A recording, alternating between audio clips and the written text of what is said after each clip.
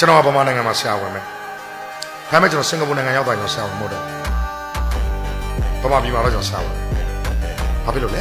ကျွန်တော်လည်းအတူတူကြောင်းပြီးတဲ့ဝင်းမျိုးနဲ့ကုသရေးဆိုင်ရာဆရာဝန်တွေစင်ကာပူမှာအများကြီးပဲကျောင်းတက္ကသိုလ်တွေလှုပ်နေကြတယ်ဒေါ်လာ3000 4000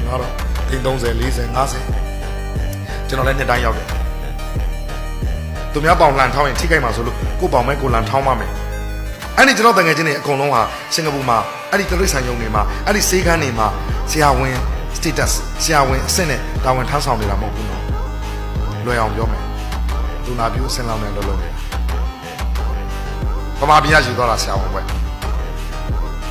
ဟိုနိုင်ငံမှာလှုပ်တာလူနာပြူအဆင့်အဲ့ဒီနိုင်ငံမှာပါဆရာဝန်လို့အသိမှပြုတ်ခံနေတယ်ဆိုရင်အနည်းဆုံးဩစတြေးလျသို့မဟုတ်ကနေဒါသို့မဟုတ်အင်္ဂလန်သို့မဟုတ်အမေရိကအဲ့ဒီတက္ကသိုလ်တစ်ခုကမာစတာဘွဲ့တစ်ခုထပ်ယူ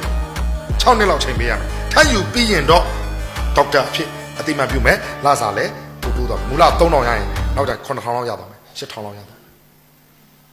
ကျွန်တော်ပြောချင်တာမြင်ပါသလားကျွန်တော်တို့နိုင်ငံရဲ့ဘယ်ဘွဲ့ကိုမှ